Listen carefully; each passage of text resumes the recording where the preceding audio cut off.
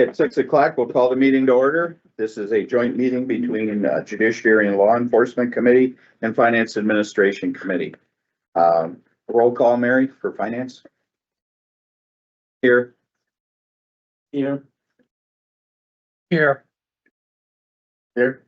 Supervisor Gaske, Here. Supervisor Pearson, Here. here. Team members, Ethan. Team member Megan, here. Savannah, here. And non-YIG member Franco? Did you call my name? No. No, she did finance. Oh, she's with finance. Oh, okay. Well, you got the YIG and I figure what she's ran out of. Really? She didn't say it. Well, never mind. Fair enough, fair enough. You want to call your roll? Sure. Supervisor Belsky's here. I'm calling for JLEC. Supervisor Franco, Here. Supervisor Gray, Here. Supervisor Carroll. I'm here. Supervisor Morrissey, Here. Supervisor Brookhouse, Still here. Supervisor Garcia. Here. Do we have any YIG members? Nathan here? No. No. Thank you. All right, at this time, we'll open the meeting up to citizens' comments. Any citizens wishing to speak? Any citizens wishing to speak? At the front? Yeah, oh yeah, Oh, it's heavy. right in front of the All owl. right, so, my name is Derek DePietro. With me is Lisa Beyer. We're both from Wisconsin, first and foremost, but Motorola Solutions. So we just wanted to, we see you have on the agenda item, the radio grant. So again, first and foremost, thank you. Hopefully we can, earn your business, with the radio grant. But, also the body camera and the 10-year deal you're looking at signing with Axon. We just want you to know that we provide body worn camera equipment and much of the similar equipment that is in the 10-year proposal that you're looking for with Axon. And we would like the committee and the citizens of Kenosha County just to slow down a little bit, give us a chance to quote the same like for like that Axon did and maybe compare prices.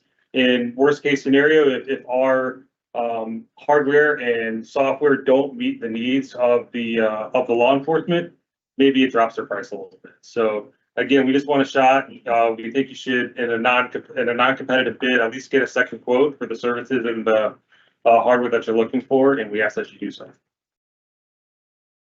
Thank you. Welcome. Any other citizens' comments?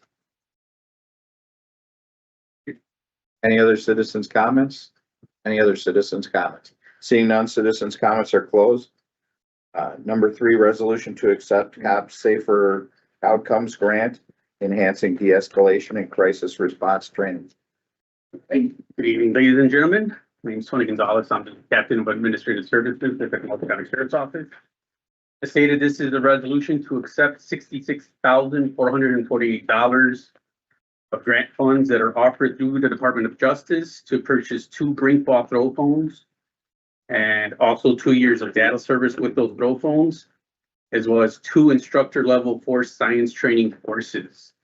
The intent of our agency is to have us implement some of this de-escalation training that's been scientifically researched and proven, and implement that here at the KESO.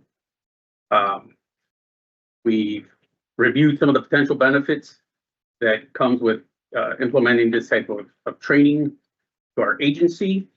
Our effort is to enhance safety, improve some decision-making, strengthening communication skills between our officers and the community, try to gain additional public trust as we implement modern policing standards, make an effort to reduce liability and improving documentation of some of these interactions, as well as long-term organizational consistency in how we do business. And we believe that there's a lot of both tangible and intangible benefits in doing it. Thank you. Questions or comments from the committees? Move to approve. Second. Do we need them separate, Patty? Okay. All right. Been moved by Supervisor Gearston, seconded by Supervisor Nudo.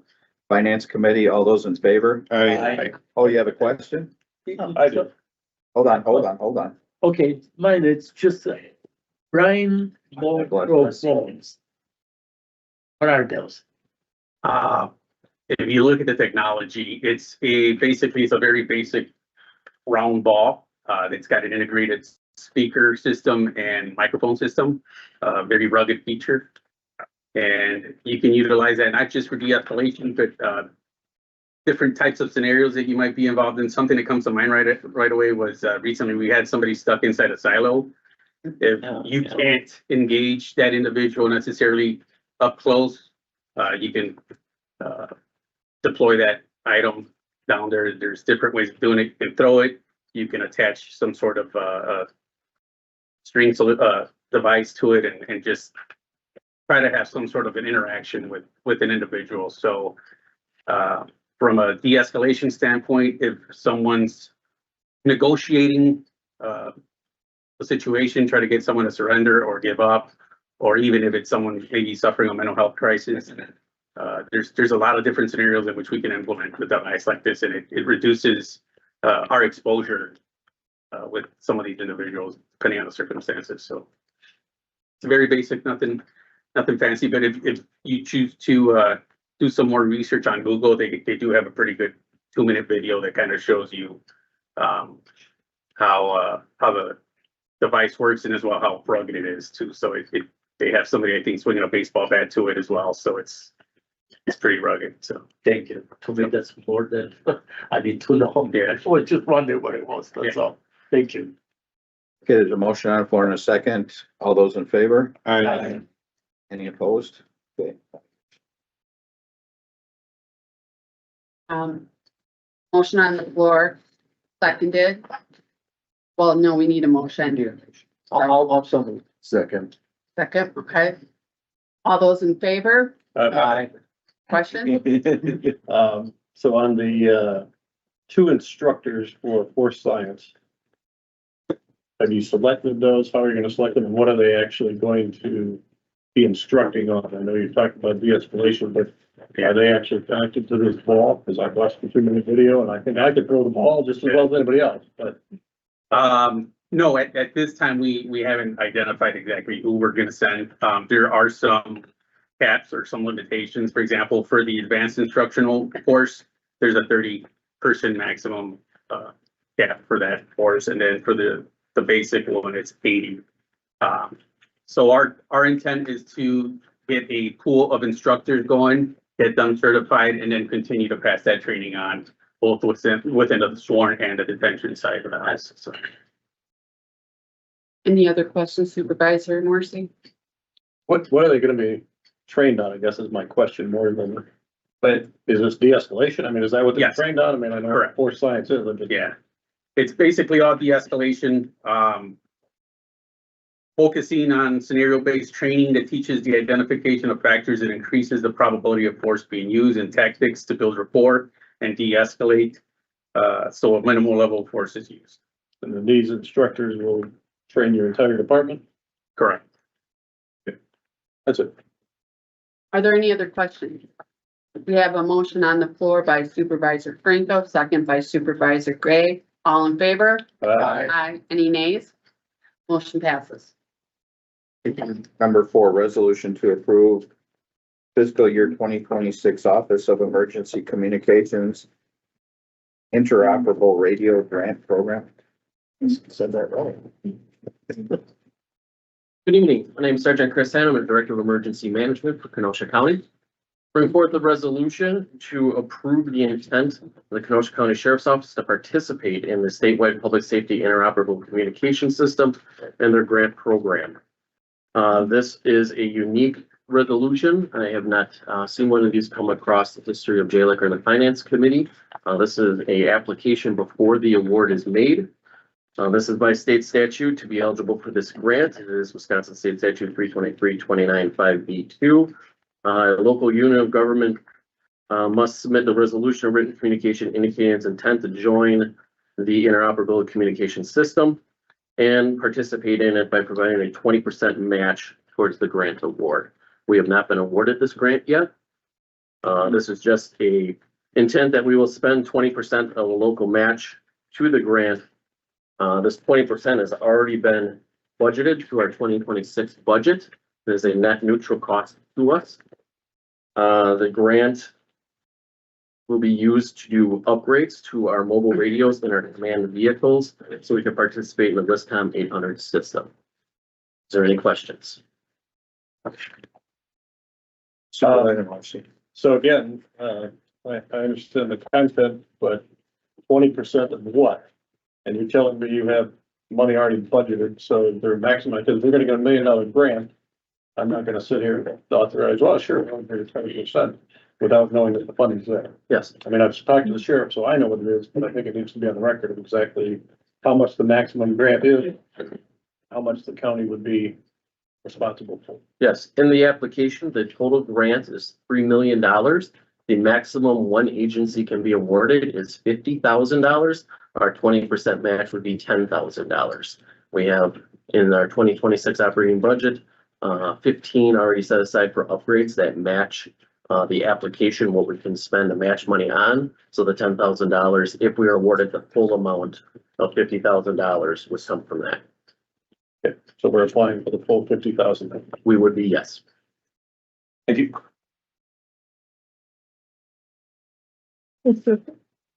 Second been moved by Supervisor Kirby, seconded by Supervisor Gearston. Any further questions? Finance, all those in favor? Aye. Any opposed? That passes. We have a resolution, interoperable radio grant program. Do I have a motion on the floor? Move to approve. Second. First, by Supervisor Morrissey, seconded by Supervisor Garcia. All in favor? Any opposed? Motion carried. Thank you. Number 5, resolution to approve Axon body cameras. The whole team. Good evening, thanks for having us tonight on this special occasion.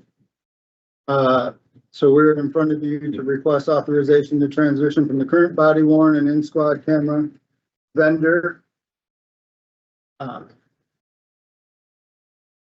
utility to Axon and upgrade the existing body cam or body worn and in-squad camera systems accordingly. Sheriff's Office currently uses Axon as its vendor with TASER devices and associated training. The Sheriff's Office has also maintained a successful partnership with Axon since 2013. The body camera system presently in use is substandard, lacks the advanced functionality now available in modern technology. And since the initiation of that existing contract, body worn and in-squad camera technology has significantly evolved and offering enhanced performance, integration, and data management. So upgrading the current system to Axon, both body camera and in-squad, will ensure that compatibility with existing Axon TASER systems, improve operational efficiency, provide PASO staff with the most current and reliable technology available. So finally, neighboring agencies are also currently using and will be transitioning to Axon, given our agency future sustainability with our law enforcement partners, including the DA's office, Joint Services, KPD, Pleasant Prairie, Racine Sheriff, Walworth Sheriff, so on and so forth. So, so that's what we're here for.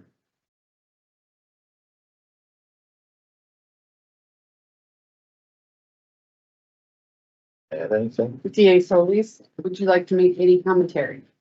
Sure. Do you want me Sure. to make it from here or? Sure. I'll do some. Pick up the Can I go this way? I don't want to talk behind me. I said by Chairman Gents. There you go. Good evening, afternoon. My name is Xavier Solis, District Attorney, for you guys that don't know me. I did send a letter to the individuals who are, I sent a letter to all the county board members. I did indicate it was Supervisor Belsky and Supervisor Gantz as the chairmen of these two committees. In the letter, this will benefit our office and it'll benefit overall Kenosha County law enforcement.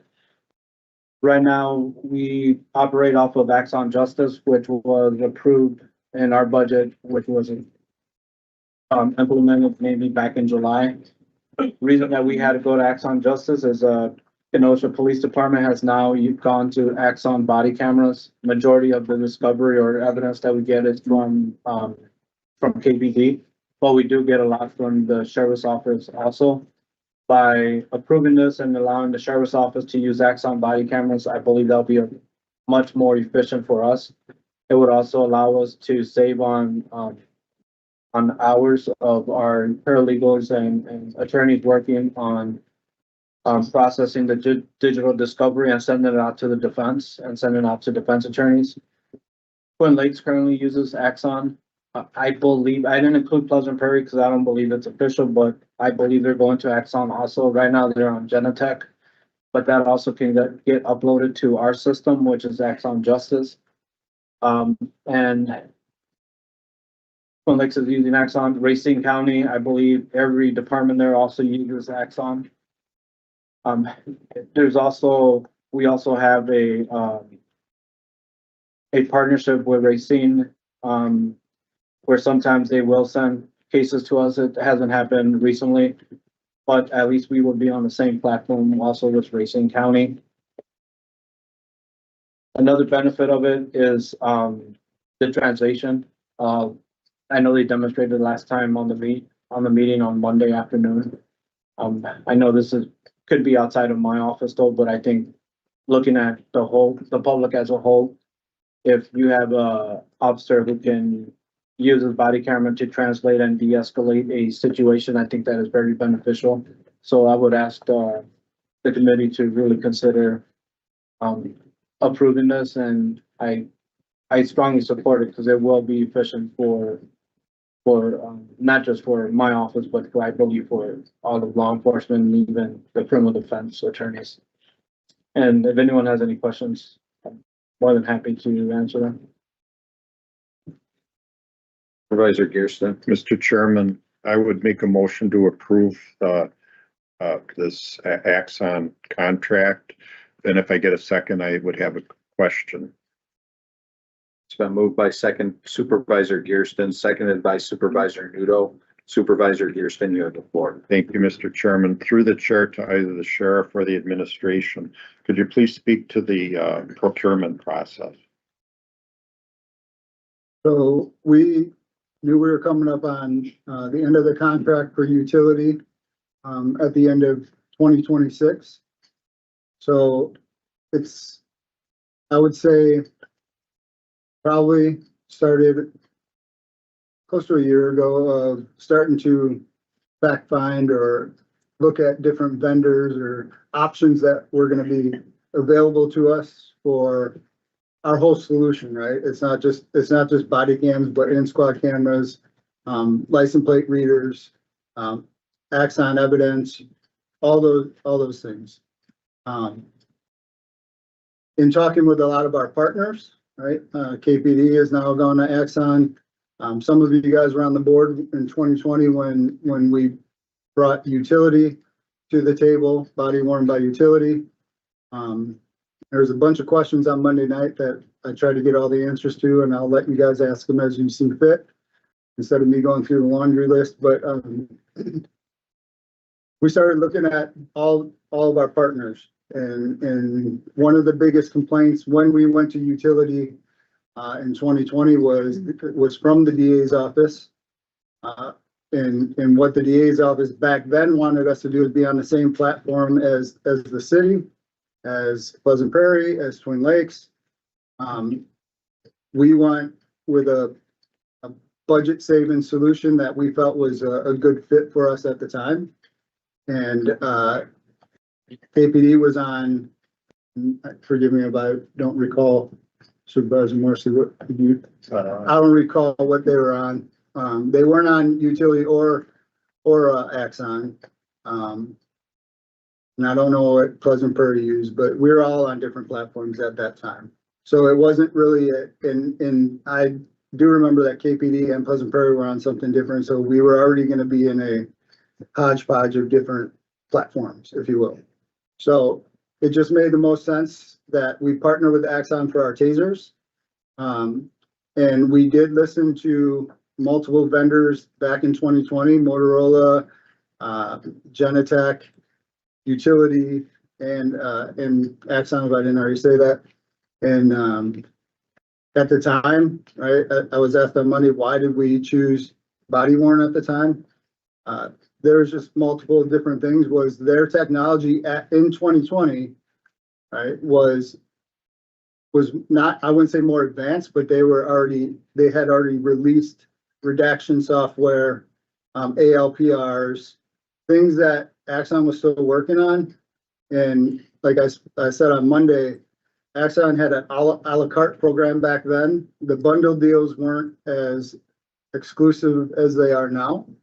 And I think if you haven't researched, right, I think Axon has moved faster in the world of the technology for law enforcement than any other vendor. The sheriff and I have been to multiple different chief and sheriff conferences, and we see these things in real time. Again, you know, I think it has to do with the partnership. So about a year ago, we started fact finding. What happened was as we were trying to figure out what we were going to present, was that we figured out we had over 200 terabytes of data in utilities cloud. And that data migration was going to be very robust. So in talking with Axon, I talked with IT about a local server. You're talking about a 6-month data migration, roughly. Whether we had our own server here where we would migrate it to that server and then have to reintroduce it into the new platform. With Axon, it would be migrated from one cloud to the other, right? And IT wasn't, they could do it, right? But that we'd buy a server that would just be used for that only, and then it wouldn't be of any use after that. So the record retention and all those things came into play. So it fast forwarded us, as you guys all know, right, to, well, we need to figure out how do we get that 6-month window met, you know, without going into 2026 budget. And that's where, you know, and Axon's here to answer questions, but it started off with a lot of rumors, if you will, right? Or they may not even have been rumors, but a lot of talk about the $300,000 that we would have needed to put down in 2026, right? And we already had settled our budget, came up with the numbers. So I jokingly sent our rep a picture of a $2 bill, and I said, that's what we can give you in 2026. And we finally agreed on $1,000, as you'll see in the documents. So it has very, very, very minimal 2026 budget impact.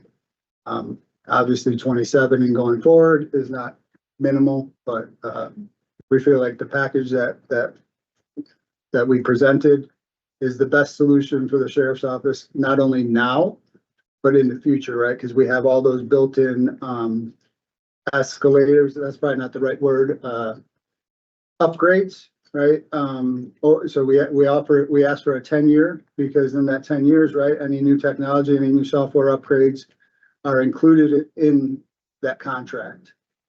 So Axon Body Worn 5 comes out, or Body 5, whatever they call that. I apologize if I'm butchering that.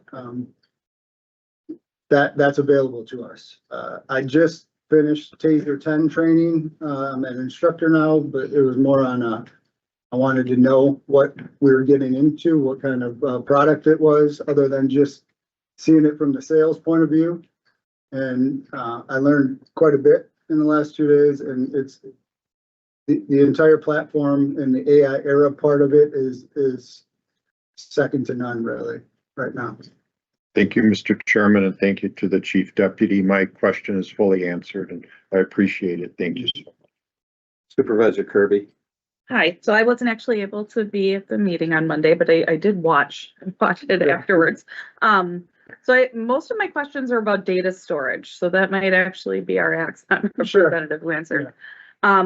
So my first question is, who owns the footage? Because we have this cloud storage. So let's say our contract ends in 10 years. and we decide not to renew. What happens to that data that we have stored in the cloud? So, want to go? Yeah. Okay, this is Luke Baldwin from Axon. He's our sales rep, and Kurt Henderson, right? Mhm. He's the engineer from Axon. Okay. So, go ahead. Yeah, so it's all your data. You guys, would own it. Obviously, it's hosted in the cloud in Microsoft Azure. At the end of the contract, essentially, you know, we would offer to, we would host that for, let's say, 30 days. I forget what the language specifically says, at which point we, you know, would work with you to try and get that out of our system. You know, if you did want to move to another vendor, but it's your data, you guys would own it. You can Okay. pull that down and download it, do whatever you want with it at that point. Okay, and then so Supervisor Grady asked this question, and unfortunately the mic did not pick up your answer. How much storage do we get? Is there a limit on how much we can store? So, Unlimited. Oh, that's awesome. And what is the data backed up anywhere? What happens if a bad actor gets in and deletes a whole bunch of files? Evening, my name is Kirk Henderson. I'm Okay. a professional service manager with Axon. As Luke said, Axon Evidence is hosted on the Microsoft Azure network. Usually when I train on this stuff, I kind of use the example of picture a bank. Mhm. That's your IT team that protects it. And you go into the vault, that's the Microsoft Azure network. And within that vault is a safety deposit box called the Axon Secure Cloud Network. Nothing goes out of there. None of your data is shared out publicly. Microsoft Azure uses redundant, regionally located server farms so that your data is not going to be lost. And in terms of data security, while you're not a federal agency, we're FedRAMP qualified. So I mean, the federal government can store anything that's not secret or top secret on our system. Okay. And those were all my questions. Thanks. Any other questions of Supervisor? No. Thank you, Mr. Chairman. So question to the folks from Axon. So here we have automated redaction software. And I'm wondering what sort of redactions are being made? Like, I imagine I'm sure there's some cases where you have to redact some, I don't know, wording, some phrases and whatnot. I'm wondering what else could be redacted. I can. So we currently have redaction software with our current vendor, right? Redaction could be if you have a juvenile case, faces, names. So what the software does is you can draw a box, a shape around the face, right? And it'll go through that entire video and redact that face. License plates, maybe, I mean, the possibilities are really endless in terms of what we redact, because we redact dates of birth, any kind of personal information. It just depends on who's the requester. Okay. But yeah, it's more advanced than what we're currently using. And like we talked about on Monday, we did a test run during Country Thunder, and our data, digital evidence tech, I wouldn't say she enjoyed it, but she preferred it to what we currently use. So I guess follow-up question would be, does the technician physically have to go into, let's say, the footage and redact the person's face, or does the software know what's a face and then redacts it? The software will pick, so she will have to pick that face out, right? And then when she puts that into the redaction portion, it goes through that entire footage and takes that face and blurs it or does whatever, right? Now so that happens in a pretty quick instant, but that reviewer will still have to go through and make sure that redaction did in fact take place all the way through. So there's no mistakes made, but the time that it saves by just by using that redaction tool is pretty big. Okay. And then one last question. Would we say to some degree it's sort of like facial recognition technology that we're sort of utilizing? Yeah, I'll let them. No, it's not. Yeah. It's not. You can train AI software to recognize a shape, like the circle of the clock, and it will mark that, and then the operator has a choice to redact it or not. Okay. So it's just looking for the shape of a human head. Okay. Couple questions I have. Thank you. Any other questions or comments? Thank you, Mr. Chair. I asked 2 days ago, or when we had our meeting, in particular for a breakdown of the costs, you probably remember, and I appreciate you sending that document. It was pretty detailed. One of the things I struggled with, though, was many of the prices were bundled and many of the unbundled items were not priced. And so I had a hard time following just trying to figure out how we got from 0 to 12 million. I did some math on my own, but nothing seemed to add up. So if you don't mind, can I ask you some questions about some of the numbers? Luke, I suppose, or whoever wants to. Okay, and I followed up. I talked to Patty and I got some info, but I had a lot of questions on how we get to that number. So let's look at the hardware. You have 210 body cams, I was told, at $899 per unit. And they're going to be changed every 2.5 years. So if we're in a 10-year contract, that means it's going to be changed 4 times. And therefore, you're going to have 840 body cams over 10 years, if my math serves me correctly. And if I did the math on that, and that would be $755,160. So I'm looking at it as an unbundled thing, just the body cam, none of the other stuff. Tasers, I was told, is 124. I never got the price on that. What was the price for the tasers? Each taser is actually based on per user per month, I guess this. Each.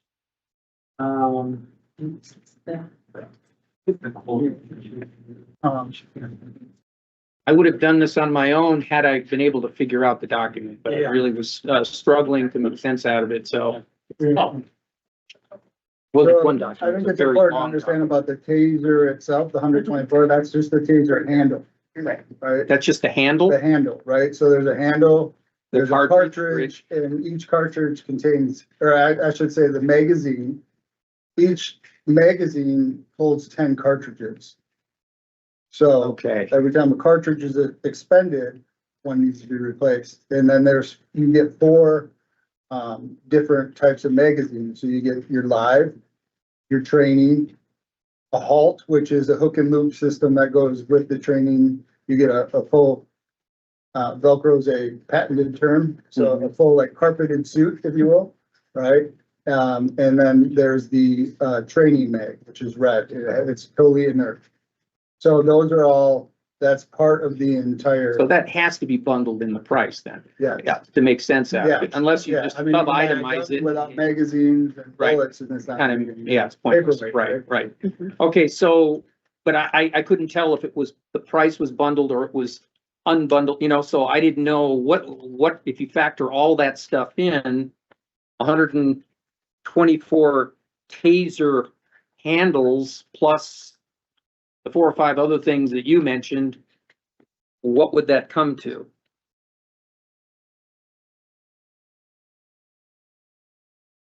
I don't have the exact dollar amount, but essentially the officer safety plan, got the quote, it's the first line item on the program. That's the bundle of the body cameras and the tasers together. I don't know if you can see that.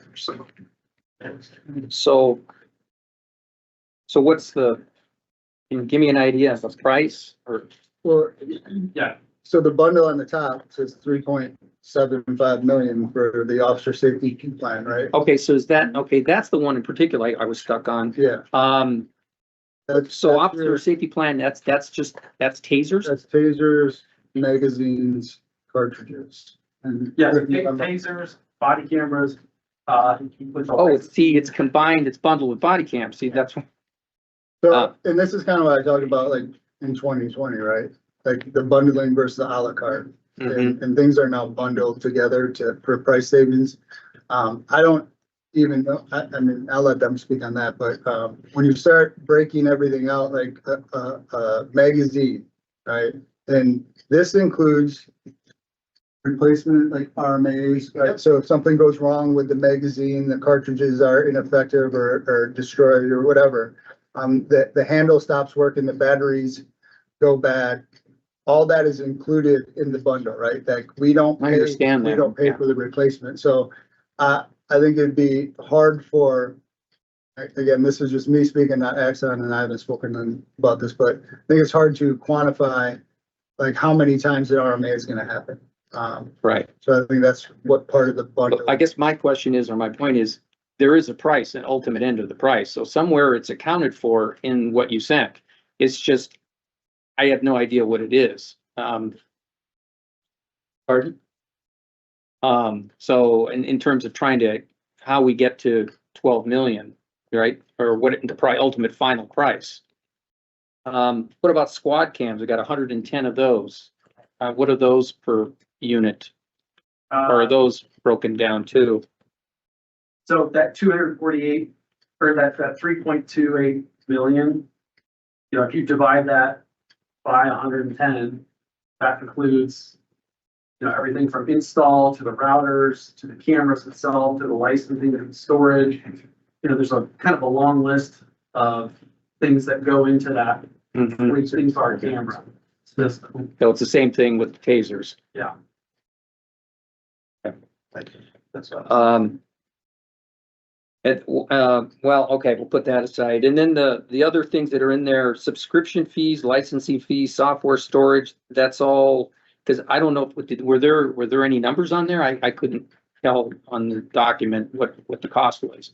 For which line? Well, I had written down subscription fees. Frankly, what is a subscription fee anyway? A monthly thing? What does that entail? So software as a service, that's pretty much what all IT is going to nowadays, any kind of the cloud-based, storage is. Includes security, storage, Axon evidence, the transmission of our data if we need to transmit, you know, Fusus, right, that's part of that part, Fusus, which is, so let's just say there's a burglary at your house, you have a Ring doorbell camera.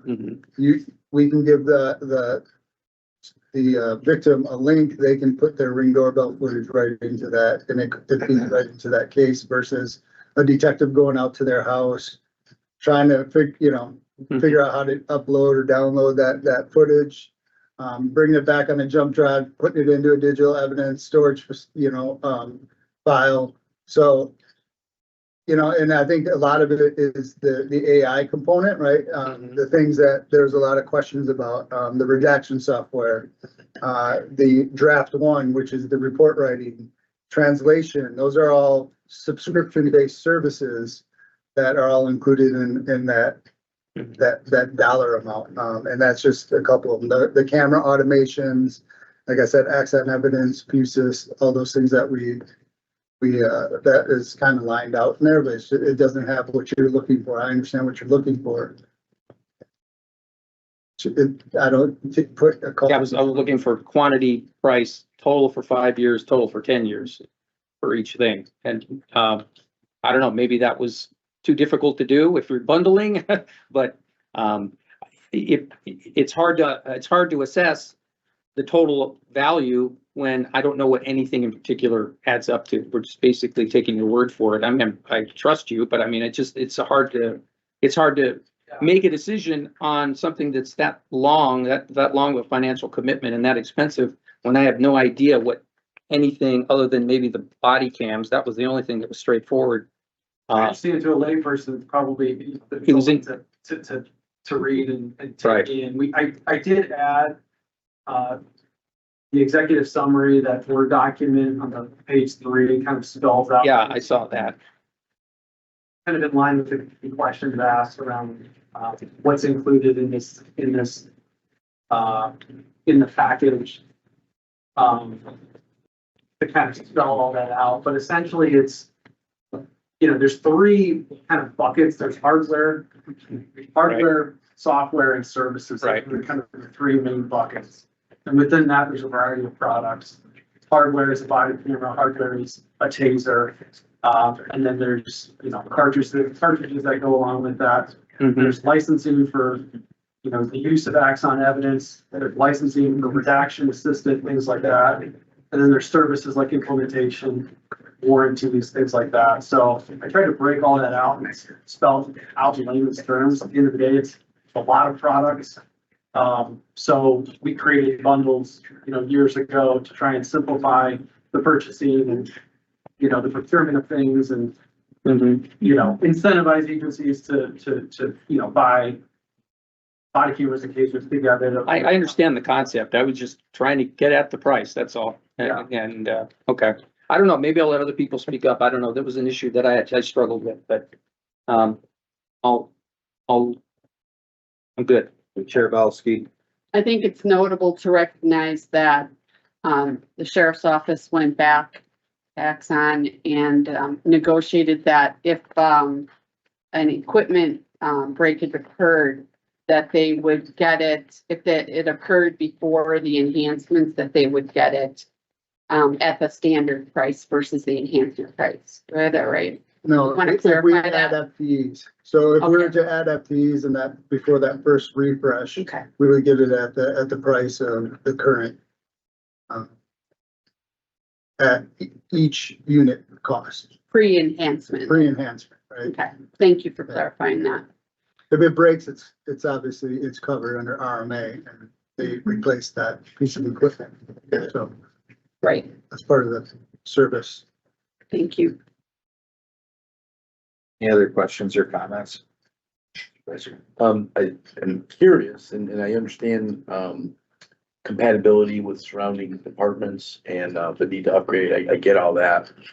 And, I was curious is when I keep on hearing it's gonna be faster to exchange information and faster for, our district attorney to prepare for cases, to share files and all that. Is there any sense of how many man hours for this, for both of you, that we might be saving as a result of this investment? Go ahead. Yeah, something that I think, I've mentioned this before, it's not necessarily easy to quantify, but based off the test trial that we did for Country Thunder, what would have taken somebody 4 hours to write a report on was reduced to 1. And Ken, I know you got a lot of feedback from deputies on the road. If you want to add to that. I mean, basically from deputies, we had 12 deputies do this trial. They were taken off of the utility cameras and just given the Axon cameras. Every one of them begged me to keep them when it was time to switch back and end the trial. But they did like the draft one where it writes the report for you, and every one of them loved it. Some said it helps a little bit, and some were a little slower at report writing. Said, yeah, 4 or 5 hours, I'd write a report here, I was done in an hour. It writes the whole thing, you still have to go through and you have to verify, it forces you to verify the report's correct. But Let me just clarify that, right? So Axon allows you to set a standard for the amount the officer has to input, right? I think it goes as high as 40, which is what we selected, and as low as 10. Thank you. Just want to make sure that all my numbers are correct. We selected 40, right? So that officer has to put in 40% of their own workload, right? And on top of that, the stuff that it does auto report, right, based on the body cam, there's triggers in there or qualifiers that they have to make sure they change or that report won't validate, right? So they can't just transmit whatever it says and just hit transmit, the system won't take it. So we do have fail safes built in, and like I said, I went with the highest threshold. We'll see how it goes and maybe I can be talked into lowering it at some point, but at the start, I'm not comfortable with allowing that to write 90% of an officer's report. Any estimate of how much savings that your office will realize as a result?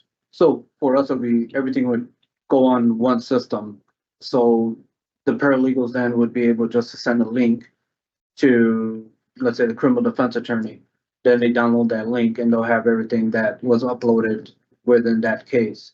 What's beneficial though is also, I know Captain Mueller mentioned the fact of downloading the Ring camera up into the Axon link and allowing the victim or if there's other witnesses to upload it to that, that's a lot easier than the sheriff's department or sheriff's office getting an email from one of us and say, hey, can you do follow-up? We need to go get some ring camera. And then they have to go and drive down to the individual's home or whatever. So it'd be a lot more efficient, at least getting digital evidence uploaded into our system.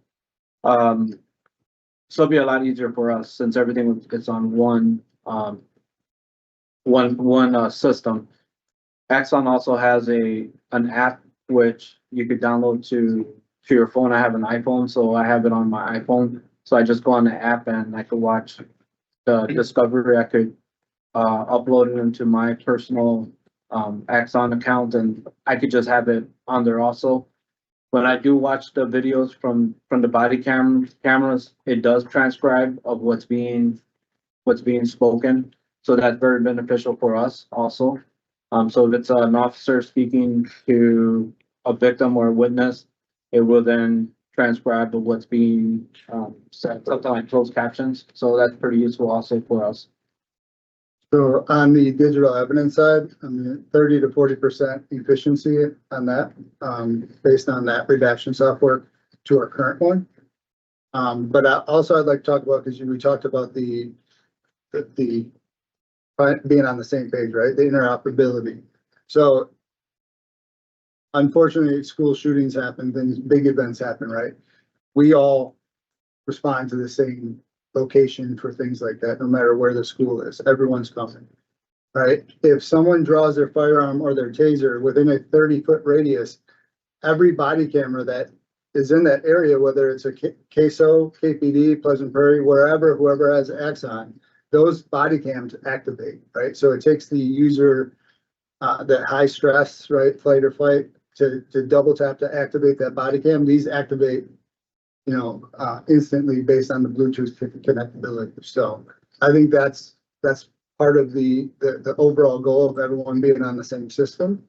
If you think about 2020, right, had we all been on that same system, it would have been, I think, our evidence side of things or our after action report side of things, no one had body cams back then, right? But if we did, they would be a lot easier. It would be a lot easier to fulfill some of those requests. Thank you. Thank you. Any other questions or comments? Supervisor Franco. Though I was I'm still skeptical in the pricing structure. I think the benefits that were mentioned the other night as well as tonight are pretty clear in terms of the software, the hardware, the AI options, all the other things. So I'll be supporting this,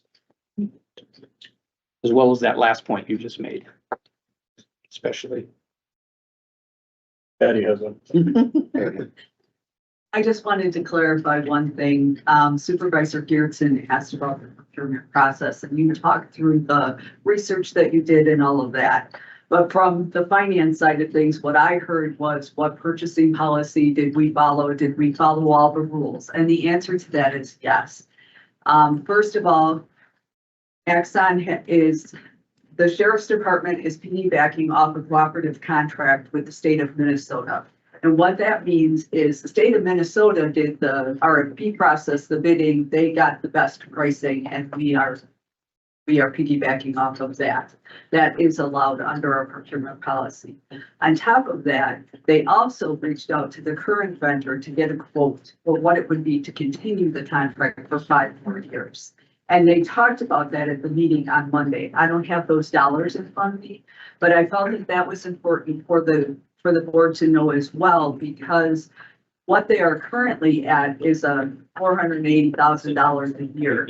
And it isn't fair to compare this dollar amount to $480,000 a year, because we knew that any vendor coming in would not pay $480,000. So Chief Deputy has that information, but I wanted to make sure that everyone understood, number one, we did follow our procurement policy, and number two, we also then did get a quote from the current vendors. That's exactly what I said, but okay. So, yeah, the data migration is also included in that price. I know, you were looking for that breakdown, but that's a huge, I mean, I don't have IT here with me, but, that's a huge undertaking. Over 200 terabytes of data is not a small amount, right? So we answer any more questions. I know there might be questions based on what Patty said and have been answered. Jaylick needs to make a motion. Would to approve. Is there a second? Supervisor Gray? Any questions? Any further questions? Seeing none. How do you vote? Aye. Any opposed? Motion carries. Thank you. Correct. Well, we made a motion, but then. But you didn't vote. Okay. Do you think they'll take some of your trucks and trade? Just ask. Possibly. Just ask it. Yeah, did they? Rick said he needs a new truck, so. All right, any other questions or comments from finance? There's a motion on the floor. All those in favor? Aye. Any opposed? That passes. Thank you. Thank you very much. Do we have a motion to adjourn? You can go. Finance. It's been moved by Supervisor Gama, second by Supervisor Kirby to adjourn. All those in favor? Aye. Any opposed?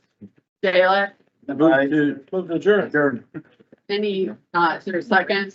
And one, two, Morrissey and Gray, all in favor? Aye. Any opposed? All right, at this time, we'll call the finance meeting to order. Mary, roll call, please. Here. Here. Here. Supervisor Gama, Here. Supervisor Gaske, Here. Supervisor Pearson. Here. Supervisor Kirby, Here. big members Ethan, Here. Megan. Here. And Savannah. Here. Thank you. At this time, we'll open the meeting up to citizens' comments. Any citizens wishing to speak? Any citizens wishing to speak? Any citizens wishing to speak? Seeing none, citizens' comments are closed. Reports from the chairman. I'm making an executive decision and we will not be having a finance meeting in December. I know, Dave, that's gonna break your heart, but I'll come here anyway. you can, just camp out or something. But we will not be having, unless there's some urgent pressing item that has to be, which we can't put in front of a board meeting or something. Okay, so just for your records, that's all I have. Any reports from the committee? Seeing none, we'll move on. Approval of minutes, October 16th, 27th, 28th, 29th, and 30th. So moved. It's been moved by Supervisor Gearston, seconded by Supervisor Gama. Any questions or comments on the meeting? I heard Gama, just right.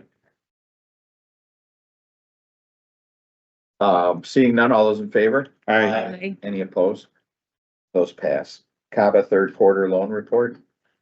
Good evening. Couple of quick comments here before I get into the report. First of all, congratulations on a successful budget season process. And thank you very much for the continued support, not only in the annual contract, but the renewal of the high impact fund.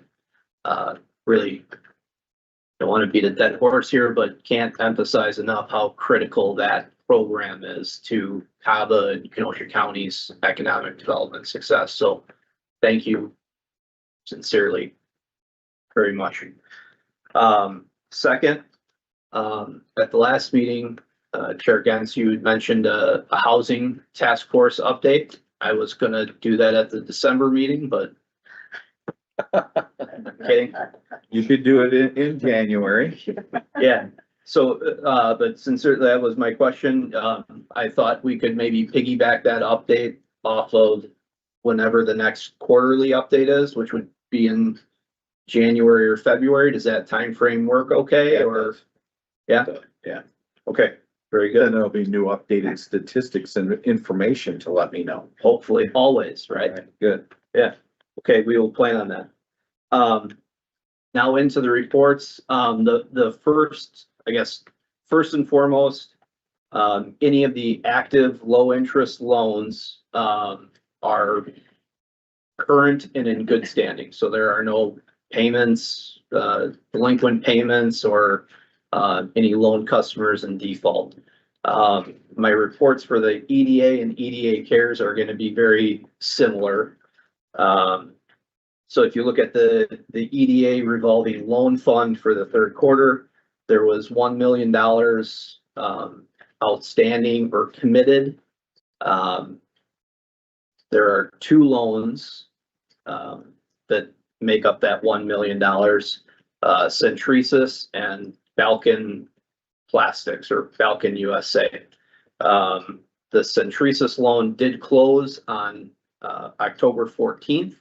So if you scroll back up, that $1 million, 200,000 of that was closed and funded in October.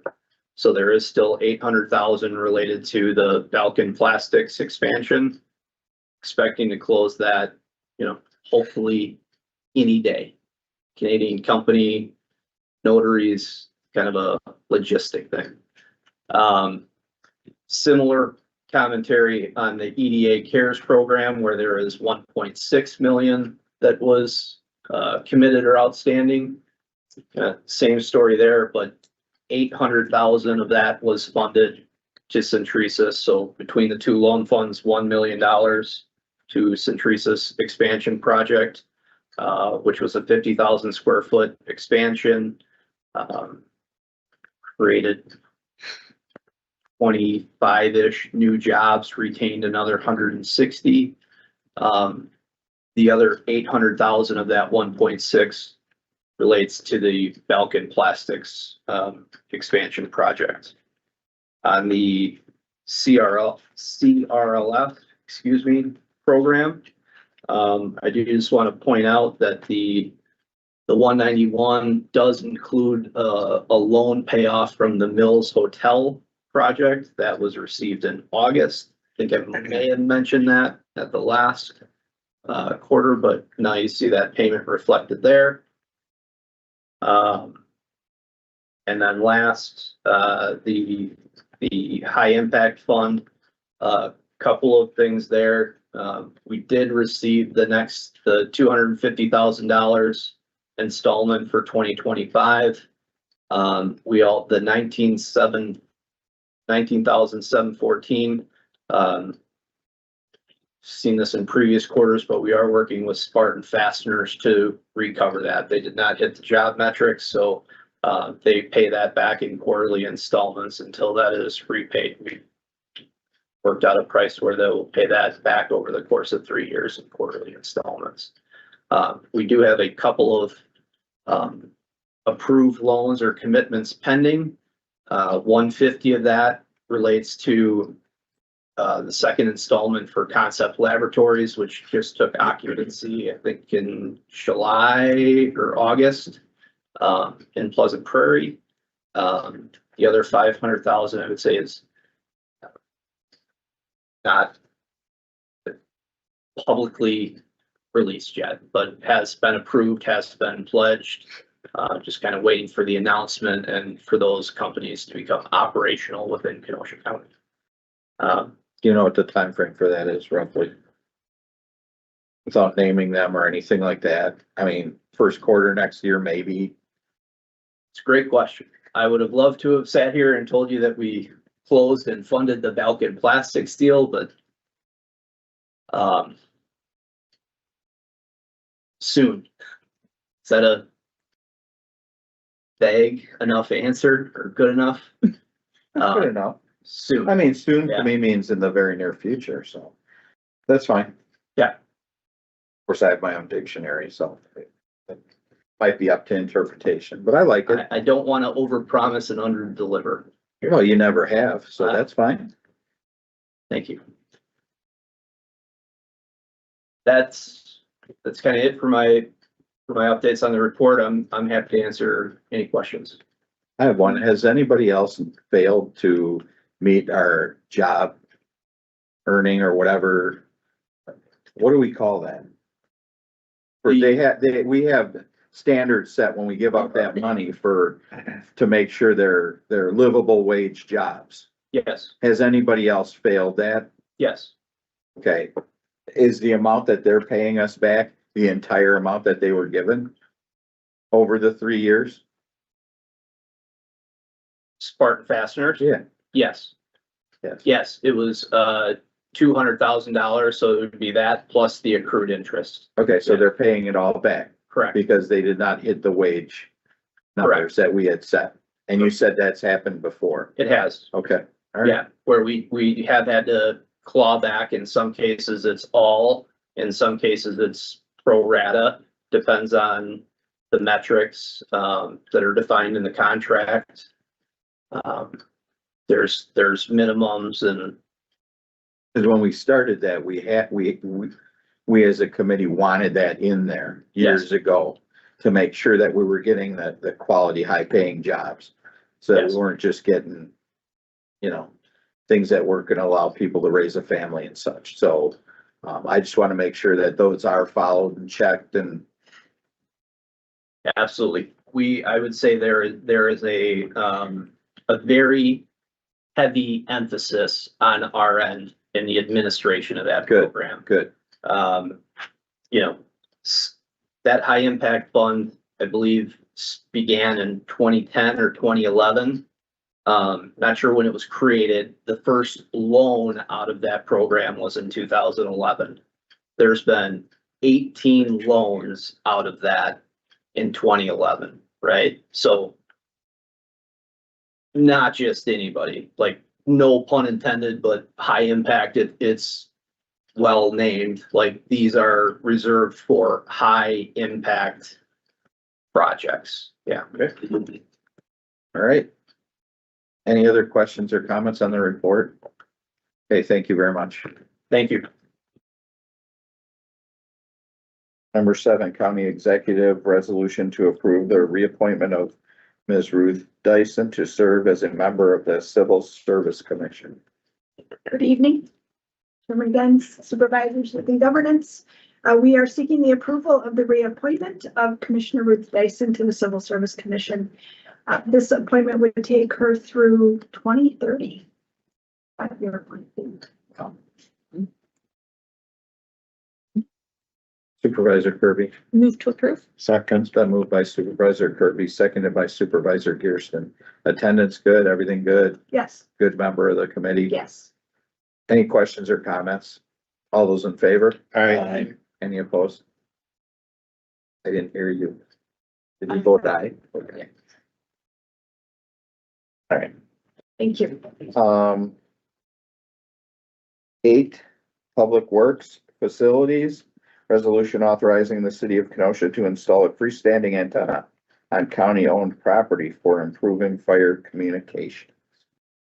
Good evening, Shelley Billingsley, Director of Public Works and Development Services, here tonight to ask for the approval of authorizing the city of Kenosha to install a freestanding antenna on the public safety building. This will be used for Kenosha Fire.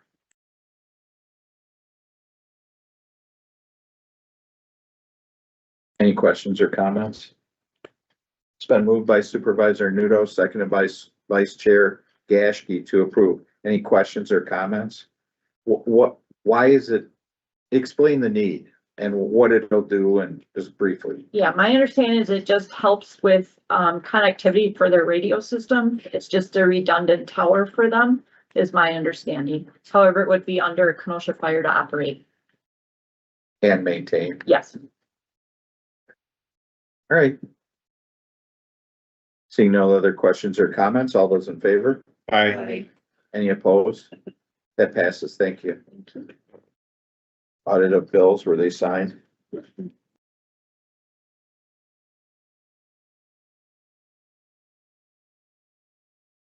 checked those, Supervisor Gearston? I did, every bill. Okay.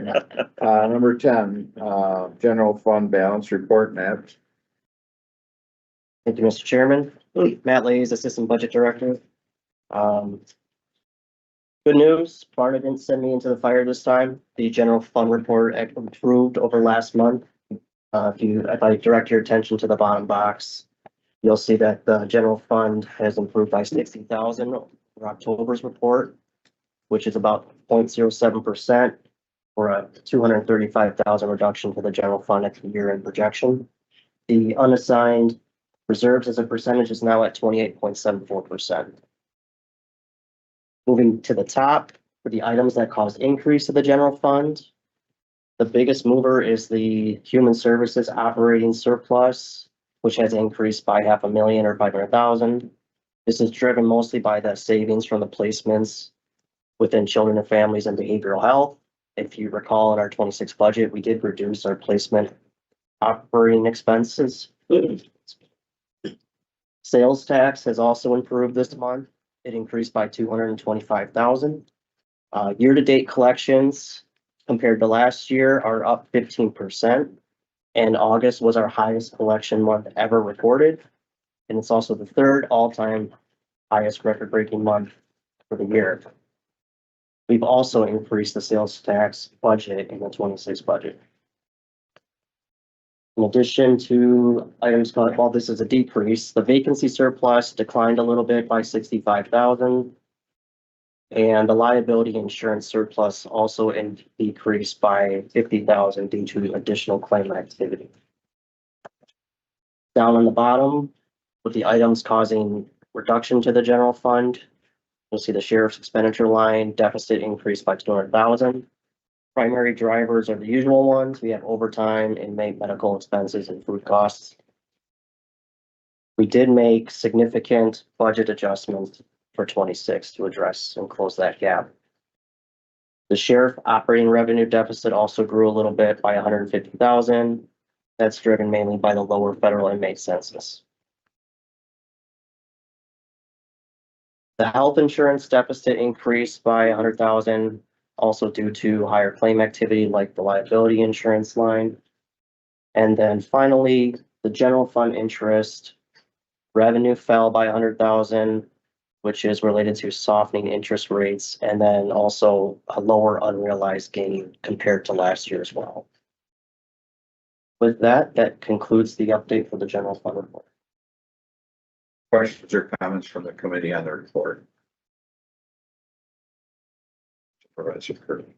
So Patty, just because you're so familiar with sales tax, are you still feeling pretty good about the direction we're heading on sales tax? I am. I have nothing to base it on other than it continues to go up. That's a good basis. I know, but my logical sense What says, goes up must come down. well, yeah, that's the cynical side, but I mean, I was concerned, from the beginning of the year with the tariffs going in place that people would not be spending, not as much discretionary income.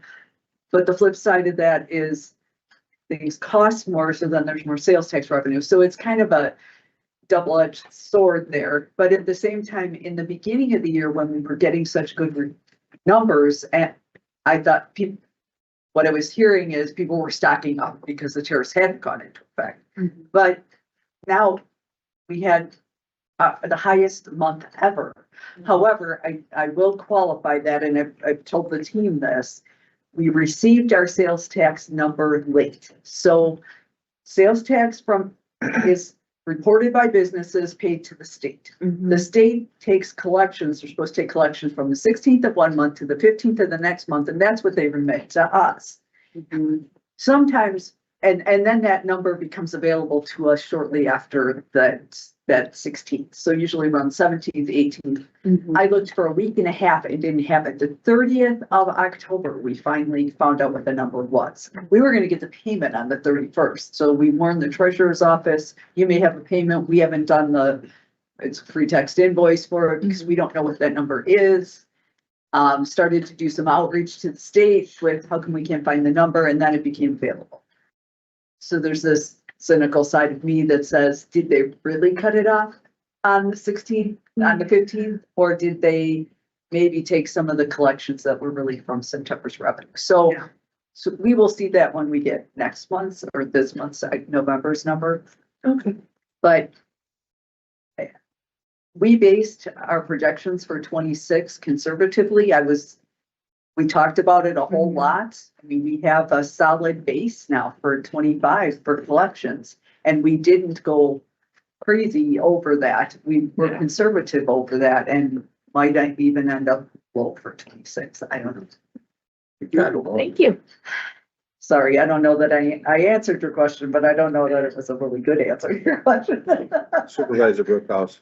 Just to piggyback off the question, do we know where this increase is coming from? For example, out-of-state shoppers, or is it certain types of commodities? Is there any way of gaining that information?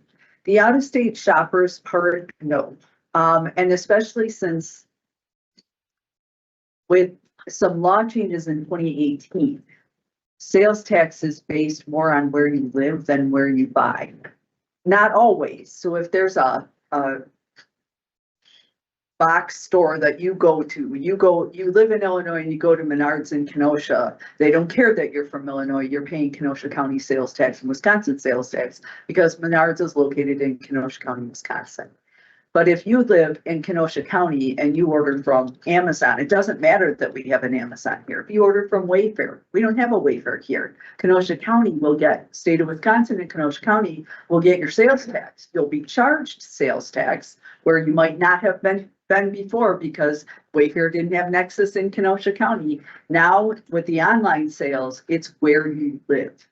And that's the way vehicles work also. Vehicles always work that way. It's where you registered the vehicle, it's where you paid the sales tax on the vehicle.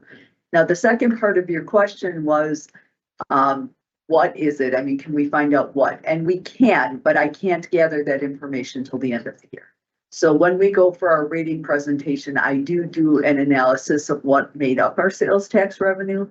Traditionally, retail sales make up about 44 to 46% of our sales tax revenue, and vehicles make up the lion's share of that. But the other one that has creeped up is the non-store retailers. So the Amazons, the Wayfairs, that has now become our second highest. Thank you. But as far as what affected 25, I won't know that till 25 is done.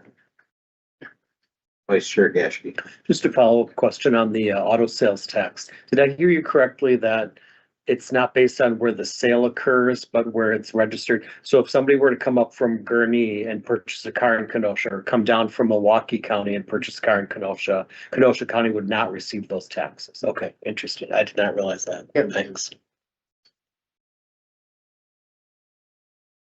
Any other questions or comments?